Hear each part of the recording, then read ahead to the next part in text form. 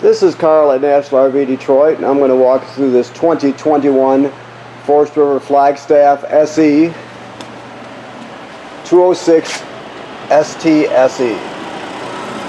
Okay. So what this is a supplemental video. Now, to set it up and bring it down, the manufacturer has a video that goes through that. I'm just going to go into a little more detail and on some of the features and how they work. All right. So let's do it this way. So obviously you have crank down scissor type stabilizers. They uses a 3/4 inch crank, which comes with this trailer, or a 3/4 inch socket on a drill. This is the griddle. It hangs right on the rail here. Now you can see you have to plug the griddle in. This is a quick connect. Let me get that paper out of the way. Quick connect LP fitting. And there's you turn this parallel with the line to turn it on, this handle here. Okay. And that plugs right in the back here. Alright. You have outside speaker, obviously. That's a radio antenna. Power out. Okay. So, you also have a front trunk that can be accessed by the side or from the top. Now, I don't know why he doesn't have LP tanks on this at this point, but we're just working through it. You have two deep cycle marine batteries here. Okay, a power winch, which is a good thing to have.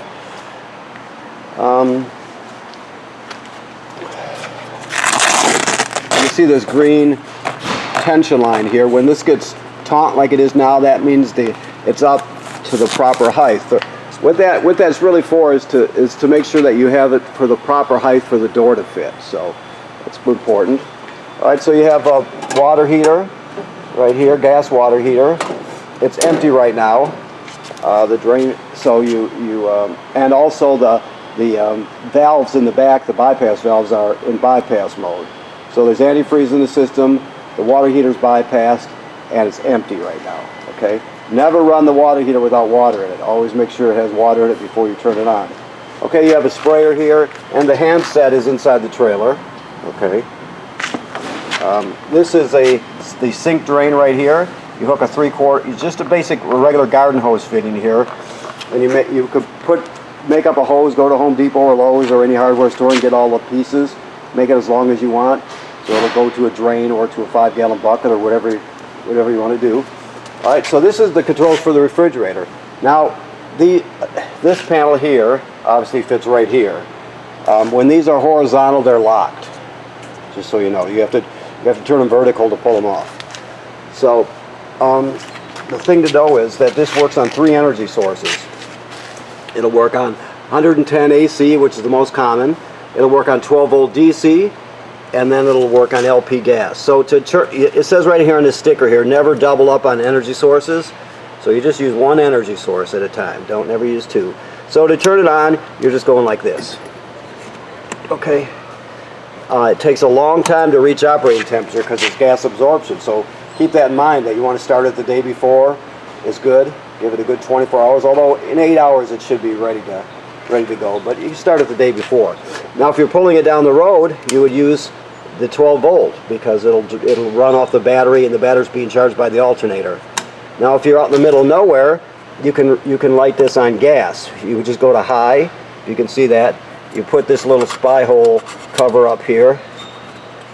So you look inside there. You're going to depress it and then spark it like that. Keep it depressed when you spark it. After it lights, you're going to hold it for 5-10 seconds or so to heat up, and then you just let it run. Generally, you're going to keep it on high. Okay, so that's off. That's all there is to it. It's very simple. This is your city water connection. That's the most common way to get water to the trailer. You just hook up the hose, turn it on, and you're ready to go. Now, if you go to a campground that does not have plumbing on the campsites, like some of the older state parks, you can pre-fill this fresh water tank. This is the onboard fresh water tank filled right there. You would fill that up and then use the onboard pump to pump water. So even if you don't have city water, you still can use the plumbing. This comes out of here like so. I don't know why that's there, but this, you see, you plug it in up there before you put the roof up, and this is how the air conditioner gets power. So for the air conditioner to work, you have to have that plugged in. Your power cord is right here. It's 30 30 amp cord, 30 feet long. You got coax through here for campground cable or whatever you want to go through the system. Now this is not put up yet, but this is the travel door here. You can see it hangs on these hinges here, and then this bungee would just go around the latch. It goes up like this, okay? And he hasn't done that yet, so okay. So that's where you store the travel door. Okay, so let's go inside and look at some of the features. Okay. Now, it's good to keep in mind that this, when you put this in the upright position, which will be on the manufacturer's video, it has a kill switch underneath. So you see when they pull up, the lights go out, it kills the 12 volts. Therefore, you can't actually turn anything on when you're going down the road. I mean, leave anything on, I should say, like the furnace, for example. So it kills the power. Speaking of the furnace, the thermostat is right here. So you're just going to click it to the right in order to get it to work. And then you snap it, click it to the left to shut it off.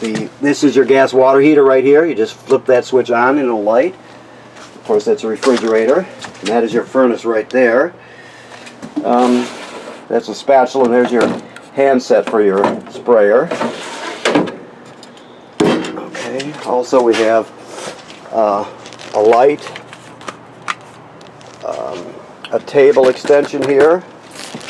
This is your tank cover here, and this is your crank, of course.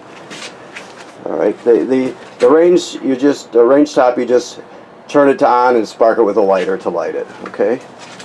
You have storage underneath these cushions, and of course the table folds down and sits on these cleats, so you can turn it into a bed if you need to. Your air conditioner controls are right there. This is your exhaust fan. It works really well, but when it comes to pulling the heat out of the trailer, it has 3 speeds right here. You want to open it. This is the latch for the vent cover on it, so you just want to latch it before you put it in the down position, the trailer in the down position, the roof in the down position, I mean, because you don't want it to open up a bit when you're going down the road. Let's say it's raining or something, water could get in there, so you want to latch it right there. And this is the crank to crank your cover up and down. That's just a glass tube fuse in case it blows. It never blows though. I've never known one to blow. Okay, so let me look for your, there it is right here. Okay, so let's see what we've got here. Let me get down here. Okay, so this is your water pump switch right here. This is a carbon monoxide LP gas detector right here. It should always be green like it is. It detects carbon monoxide, LP gas buildup, and it also, if it beeps very slowly, it's telling you that the battery is low up front. So I'm going to set it off here so you can hear it. One test for LP, and that's one's for carbon monoxide, and then low battery.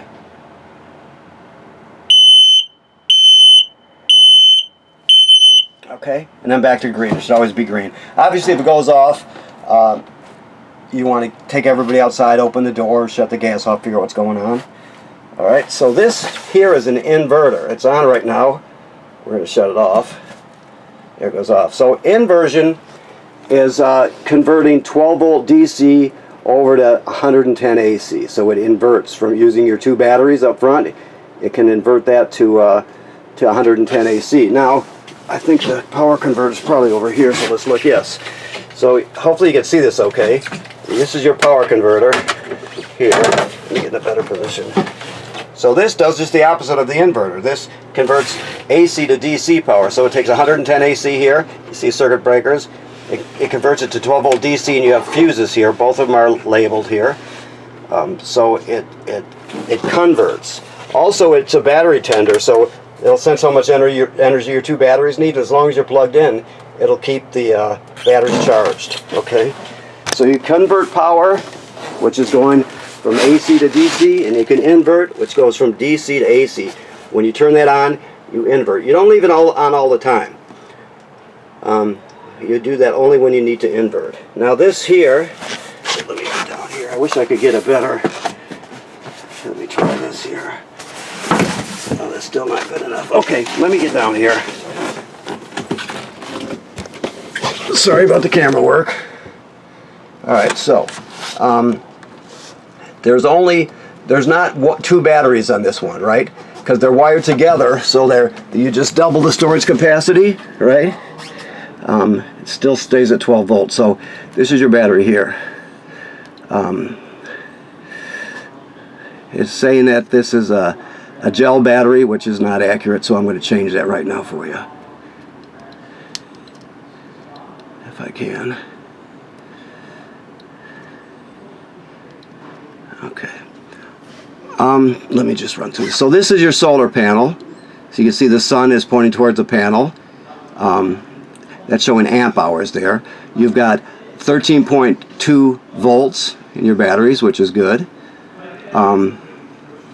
It's when it comes to getting, this is the solar panel here. It's 0.0 obviously because we're inside the shop here, and your batteries are at 100%. So that's what it's telling you. I just want to, let me see here. I think I'll change it over for you now when I get to it. I don't want to.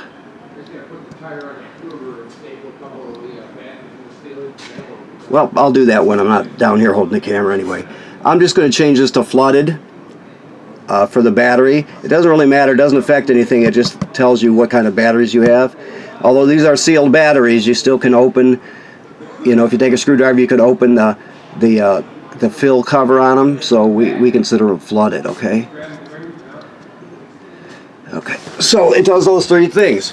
It tells you what your solar panel is how many amps it's getting out, how many amp hours you have, your voltage, what type of battery it is, and so it does a lot. Also, you can use this charger here if you need to for a USB. You can use your panels, solar panels, to charge it.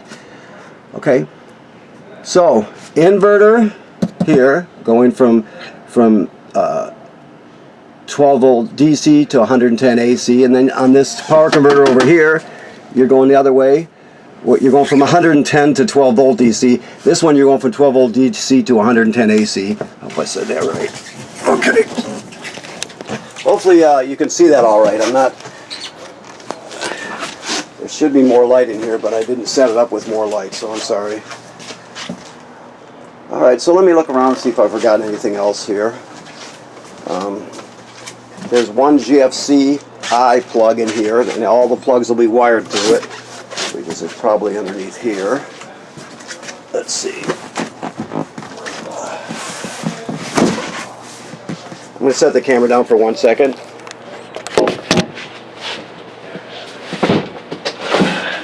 Yeah. So this the receptacle right there is a GFCI. All the other plugs, including the one on the outside, are wired through that one. So if any of them, if you're using something outside and it pops it, you always reset it in here, okay? Now this trailer does have plumbing, so you're going to have to winterize it in the wintertime, okay? That's important, obviously. And before you can't get water in the water heater. I'm sorry. You can't get antifreeze into the water heater tank because it leaves a really foul taste. So they put bypass valves on the back. If you're not familiar with that, you have to educate yourself a bit. There's plenty of videos out there, or else you can have somebody else do it, winterize it for you. But it's a very simple thing to do. So remember to always bypass your water heater before you put any antifreeze into the system, and always flush all the antifreeze out before you put the water heater into camping mode. Always let the water heater fill by turning on a hot water valve and having the city water hooked up, and you do that till it fills, and then you start it. You never run it dry. You never dry fire it. So keep that in mind. Also, another thing to know is you need to inspect the seals on every trailer. Not this one, every trailer ever made. So when you bring the roof down, you'll see there's 4 corner caps. There's a cap on each corner. You're always going to check that a couple times a season, 3 times a season. I think they might even say every 90 days.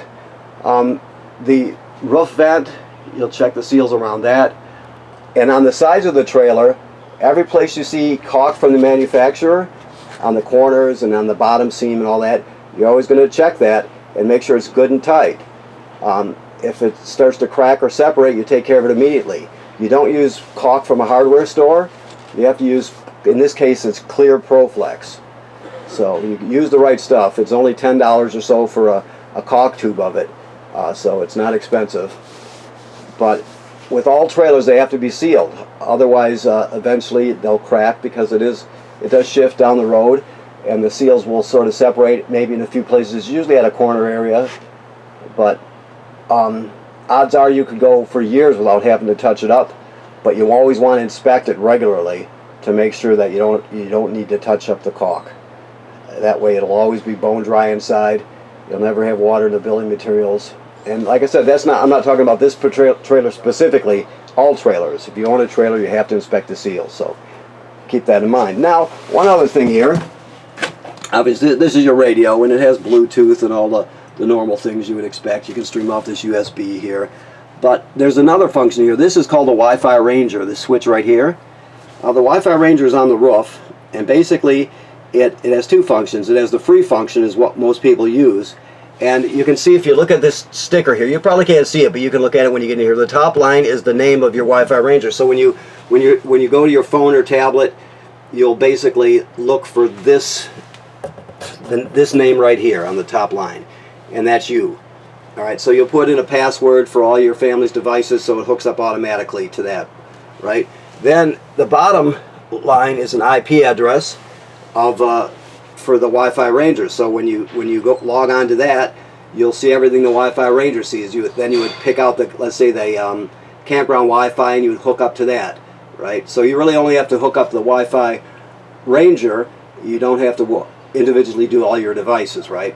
Also, the main reason you want to do that is because it's a really, really good signal booster. So, everybody's competing for free bandwidth at these places, so it gives you a bit of an edge on it. So, that's the Wi-Fi Ranger. And also, the middle line here is the temporary password that you'll use until you change your own. Now, there's a second function where you can use it would be a cellular service. Basically, you'd pay whoever you get your cellular service from. You'd pay for it. Would be like paying for another tablet or phone, and you can use a SIM card in it, and you would have cellular service. Generally, people just use the free Wi-Fi function because, I should say, unless they work from the trailer, sometimes they'll get the cellular hookup. But what you're after is the free Wi-Fi, and it's, like I said, you get better bandwidth. It has a built-in firewall, so it's a good product. Okay, as all of your let me see where it's at here. Look here. Okay, where is it? Well, I'll have to find it. I don't know exactly where he put it yet, but there is a packet in here. It's probably here. Well, no, it's not. So these are your keys. Your remote control, obviously, for your radio. That's to adjust the stops on your roof. You don't need to use that. You'd have somebody do that. Okay, so battery for your smoke detector. Here's your packet here. So every component in here has its own booklet here. So you'll be able to get tons of information from there. Plus, you can always go to manufacturer's videos. Try to stick with the manufacturer's videos. Like if you went to Wi-Fi Ranger, which is now I believe owned by Weingard, or maybe I heard that they might have bought it out. But anyway, you punch in Wi-Fi Ranger and you'll find it, and they got all kinds of videos and that sort of thing. So everything in here you can research, either in this packet here or looking for manufacturers' videos online. Okay. All right. So thank you for purchasing your trailer here at National RV Detroit, and I want to remind you, you always check your seals. Like I said, any place you see caulk from the factory, you check it out. And right now the water heater is bypassed and it's winterized. Okay? Thank you.